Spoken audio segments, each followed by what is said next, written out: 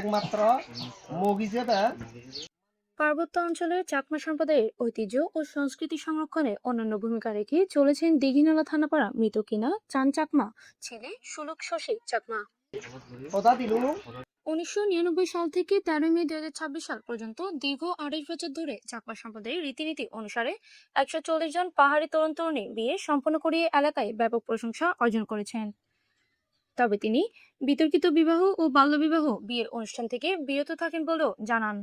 সুলক শশী চাকমার এই উদ্যোগ পাহাড়িদের নিজস্ব ঐতিহ্য ও সংস্কৃতি নতুন প্রজন্ম যদি এই রীতিনীতি লালন করে তাহলে জাতির সংস্কৃতি ও পরিচয় টিকে থাকবে বলে স্থায়ী পাহাড়ি সম্প্রদায়ের নেতা মনে করেন।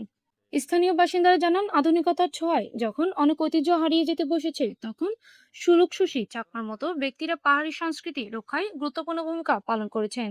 তার এই উদ্যোগ নতুন প্রজন্মকে নিজেদের সংস্কৃতির প্রতি আরো সচেতন ও আগ্রহী করে তুলেছে বলে অনেকে মনে করেন। নমস্কার, আমার নাম সুলক শশী চাকমার।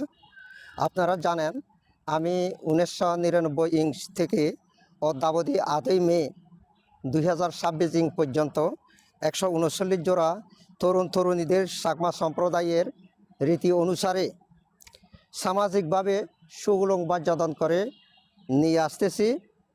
আমাকে বিভিন্ন জায়গায় মানসম্মত সুগুলং বাদ্যদান পেতে নিয়ে যাচ্ছে।